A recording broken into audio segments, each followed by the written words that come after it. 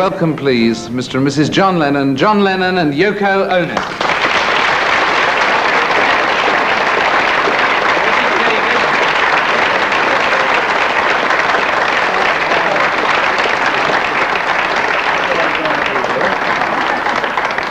This is Acorns for Peace Week now, so here goes. You ready?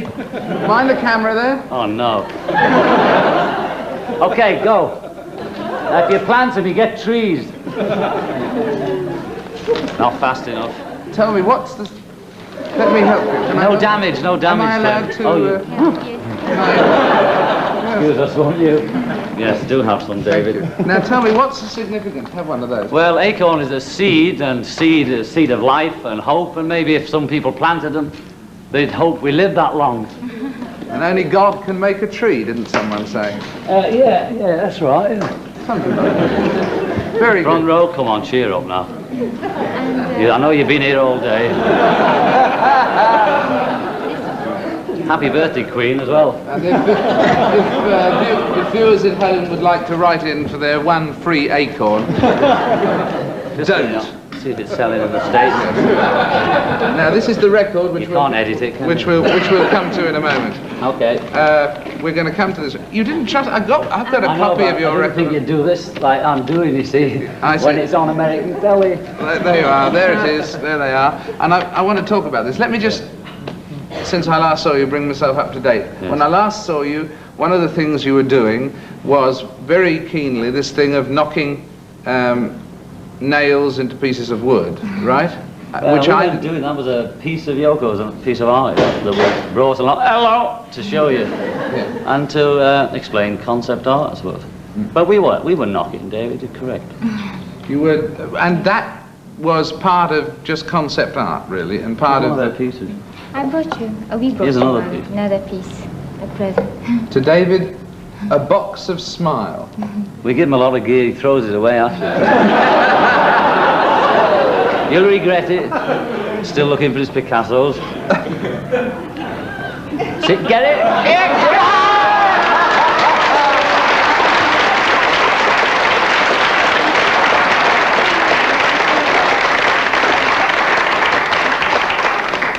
It's the most beautiful thing I've ever seen.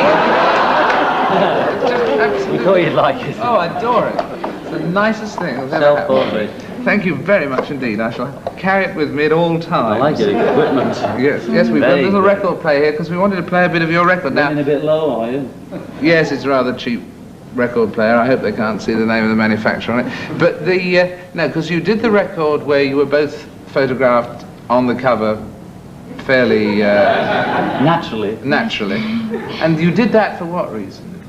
Well, the story is, before Yoko and I became involved, I was going to produce her as an artist, you know, she wanted to make records. And her work was all this pure and simple and white. So I thought, I was in India, remember that? I was in India, and I was thinking a lot, you know, and I was thinking, what would be the best LP cover for her to get over the concept of her work? So I thought, aha, naked, and I wrote this little letter to her and I gave her a drawing, which she thought, hello, what? She thought I was coming funny, you see. So then when I got home and we got involved, I thought the most natural thing was for us both to do it, because we both made the record together. So we did it, you know, and had it just been her, there wouldn't have been anything. You know, oh, you can have nude women, that's all right, but not men, ooh, you know. So I didn't know what I was doing till it happened. And I'm pleased. And it's very interesting where various record companies chose to place the price tag. Yeah. It was in a brown paper bag in some part of the States, you know. But it's going for 10 quid on the black market, so... Is it really?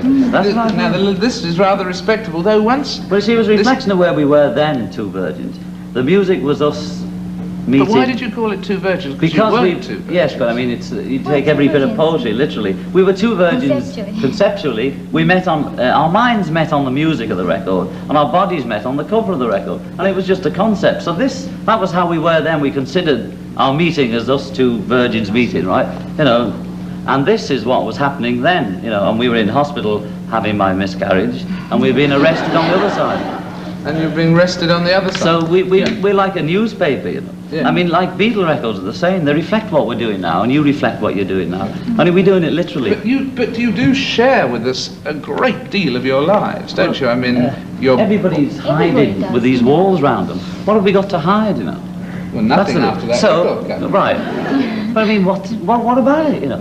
What are we hiding from each other? Everybody's so frightened that they'll see, that, you know, I must do this in case he sees how weak I am, or how strong I am, or whatever. Everybody's just got these walls round them. That's true. And we've broken down a few barriers between us, you know, which we had to do because we had two big egos, two individual artists, and in spite of and with love, we overcame that. So what we're doing is sort of trying to share what we've experienced with everybody else that we can communicate with, and say, this, you know, it worked for us and it was hard, and we're open, you know, we're not hiding anything as best we can, and it doesn't hurt, and it's very comfortable. So why are you so frightened? And this new record, the one with you in the hospital, Yes. has on one side of it Cambridge 1969. Yes, Which this'll get you. this yes, this is A live performance by Yeah. John and Yoko. I'm on guitar. I played it all night, I don't get it.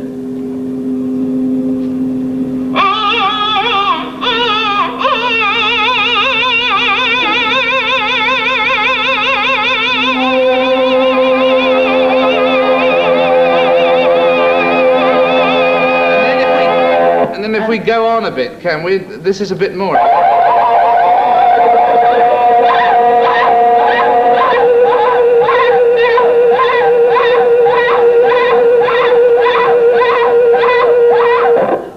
As they used to say, I can get all that in my backyard. as they- Well, yeah.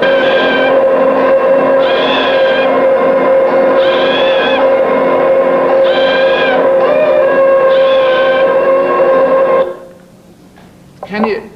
What is that saying to us, John? Hello. That's just saying whatever you want it to say. It's Just just saying us hello. expressing ourselves without any words or format, you know, not formalizing the sound we make to make words or to make music or beat.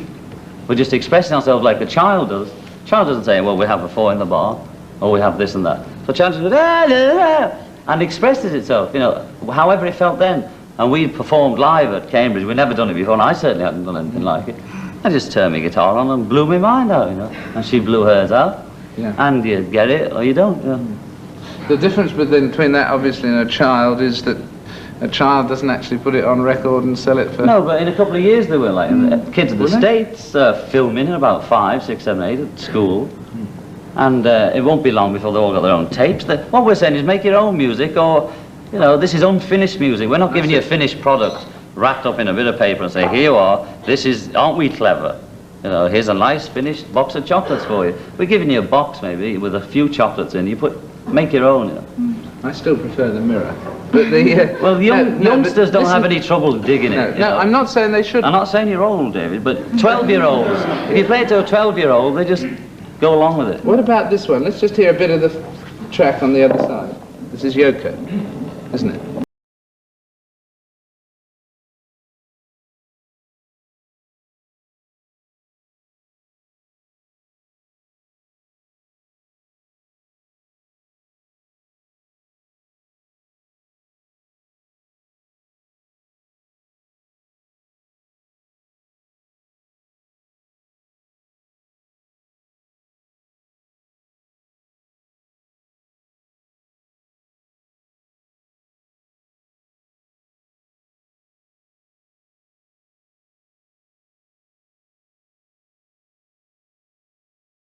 Now that's Yoko plain songing a newspaper report about the pair of you, isn't it?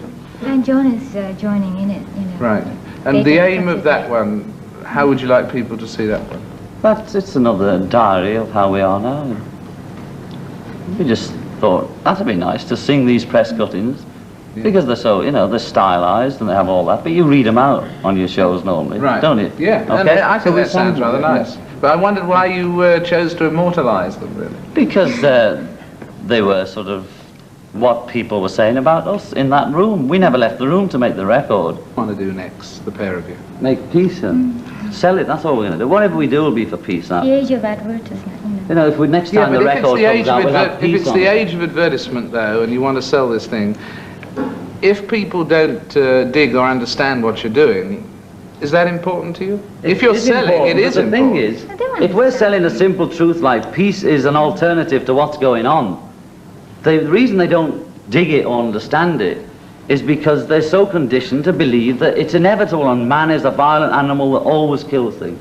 You know, and we always will have it like that. But is it too simple a truth? Well, what is too simple about not killing you now?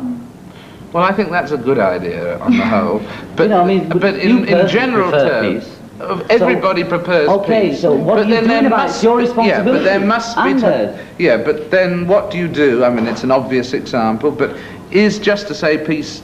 Well, it's great to say that. Is it not too simple? You've got to start I mean, somewhere. in 1939, if you just say peace, peace, peace, Hitler marches everywhere. But if in 1918, when he was born, the system had been saying peace to him and not telling him he's a low-class little plumber or whatever he was, he wouldn't have turned into Hitler. And people had a choice of Hitler and some other guy, and they chose Hitler. People chose Hitler. He didn't con them. He was a good performer.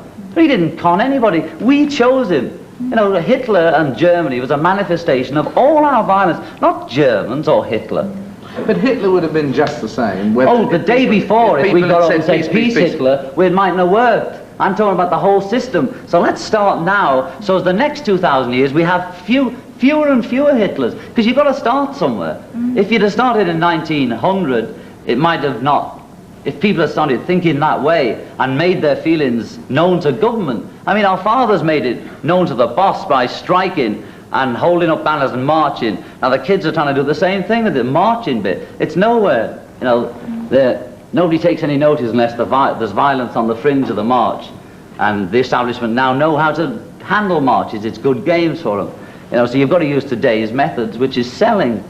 But yes, I think so much of what you say makes a great deal of sense. But don't you think, in fact, the bags and all of that and the naked record sleeves get in the way of your message rather than helping it? We came to peace after the bags and everything, anyway. Be cynical about what you're doing at all. I just don't. I mean, cynical is what will happen if tomorrow. Can we really do it? Listen, There's so many of them. I'll help you throw the remainder of the acorns. Okay. We put them in power, man. It's our kids are going to put the next lot in power if they're not told there's an alternative, you know.